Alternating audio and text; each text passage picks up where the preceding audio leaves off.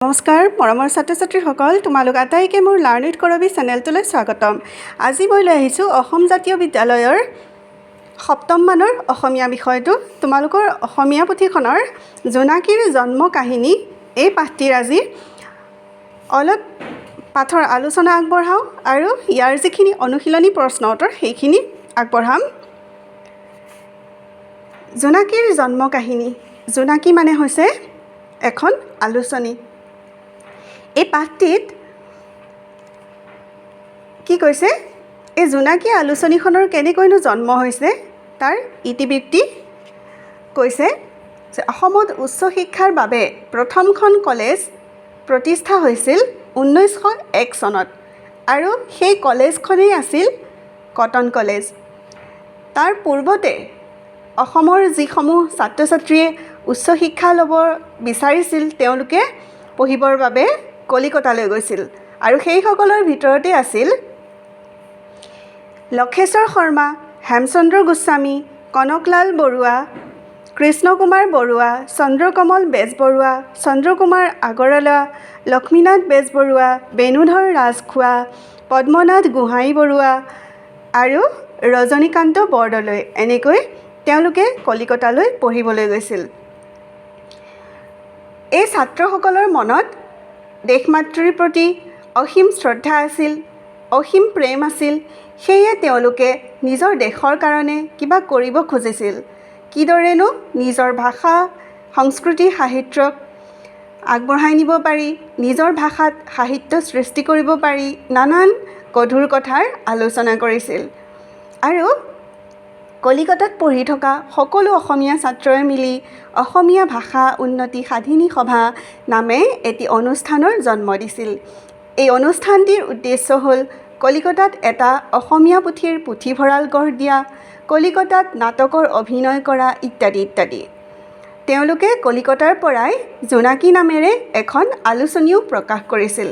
এই আলোচনীখনৰ দায়িত্ব লৈছিল চন্দ্ৰকুমাৰ আগৰৱালাই আৰু তেওঁক সহযোগিতা আগবঢ়াইছিল হেমচন্দ্ৰ গোস্বামী আৰু লক্ষ্মীনাথ বেজবৰুৱাদেৱে। গতিকে তেওঁলোক তিনিওজনকে কি বুলি কোৱা হয়, জোনাকী যুগৰ ত্ৰিমূৰ্তি বুলি কোৱা হৈছিল। এই কথাটো তোমালোকে মনত ৰাখিবা। জোনাকী যুগৰ ত্ৰিমূৰ্তি বুলিলে কাক কাক বুজা যায়? হেমচন্দ্ৰ গোস্বামী, চন্দ্ৰকুমাৰ আগৰৱালা আৰু লক্ষ্মীনাথ বেজবৰুৱা। এতিয়া আহাচোন আমি অনুশীলনীৰ ফালে আগবাঢ়োঁ।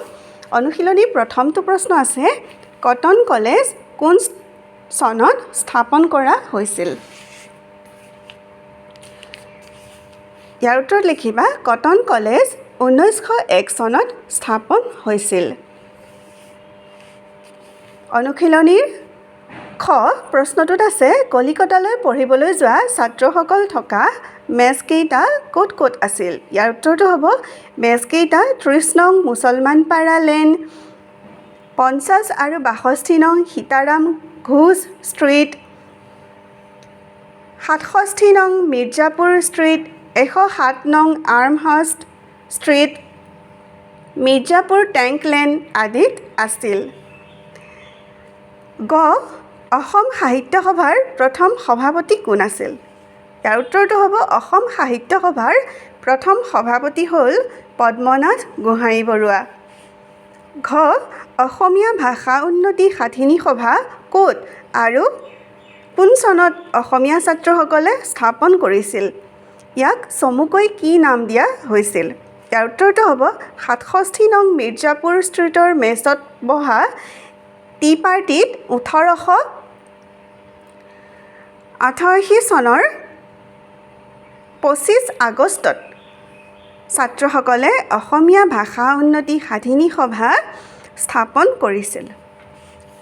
ইয়াক চমুকৈ অ-ভা-উ-সা সভা নাম দিয়া হৈছিল। ঙ অসমীয়া ভাষা উন্নতি সাধিনী সভাৰ প্ৰথমগৰাকী সম্পাদক কোন? এই সভাৰ প্ৰধান উদ্দেশ্য কি আছিল? ইয়াৰ উত্তৰটো হ'ব, অসমীয়া ভাষা উন্নতি সাধিনী সভাৰ প্ৰথম সম্পাদক হ'ল শিৱৰাম শৰ্মা বৰদলৈ। এই সভাৰ প্ৰধান উদ্দেশ্য অসমীয়া ভাষাৰ উন্নতি সাধন কৰা। প্ৰথম চ প্ৰশ্নটো আছে, জোনাকী আলোচনীখন প্ৰকাশৰ ক্ষেত্ৰত কোনে বিশেষ উদ্যোগ গ্ৰহণ কৰিছিল? জোনাকী আলোচনীৰ প্ৰকাশৰ ক্ষেত্ৰত চন্দ্ৰকুমাৰ আগৰৱালাই বিশেষ উদ্যোগ গ্ৰহণ কৰিছিল। দ্বিতীয় প্ৰশ্ন, জোনাকী যুগৰ ত্ৰিমূৰ্তি কোন কোন? ইয়াৰ উত্তৰটো হ'ব জোনাকী যুগৰ ত্ৰিমূৰ্তি হ'ল চন্দ্ৰকুমাৰ আগৰৱালা, হেমচন্দ্ৰ গোস্বামী, লক্ষ্মীনাথ বেজবৰুৱা। বৰ্গীয় জ, চন্দ্ৰকুমাৰ আগৰৱালাই জোনাকীৰ আগকথাত কি লিখিছিল? ইয়াৰ উত্তৰটো হ'ব চন্দ্ৰকুমাৰ আগৰৱালাই জোনাকীৰ আগকথাত লিখিছিল যে আমি যুঁজিবলৈ ওলাইছোঁ আন্ধাৰৰ বিপক্ষে, উদ্দেশ্য দেশৰ উন্নতি জোনাক। জোনাকী আলোচনীৰ প্ৰথম সম্পাদক কোন? ইয়াৰ উত্তৰটো হ'ব জোনাকী আলোচনীৰ প্ৰথম সম্পাদক চন্দ্ৰকুমাৰ আগৰৱালা। 2 নং প্ৰশ্নটো আছে টি পাৰ্টি মানে কি? ইয়াৰ উত্তৰটো হ'ব 1880 চনৰ পৰা সেই সময়ছোৱাত যিসকল অসমীয়া ছাত্ৰই কলিকতাত পঢ়িবলৈ গৈছিল তেওঁলোকৰ মনত স্বদেশপ্ৰীতি আছিল অসীম। সেয়ে তেওঁলোকে সপ্তাহৰ প্ৰতি বুধবাৰ আৰু শনিবাৰে যিকোনো এটা মেচত গোট খাইছিল আৰু নানা গধুৰ কথাৰ আলোচনা কৰিছিল। তেওঁলোকে এনেদৰে লগ হোৱা কথাটোক টি পাৰ্টি নাম দিছিল।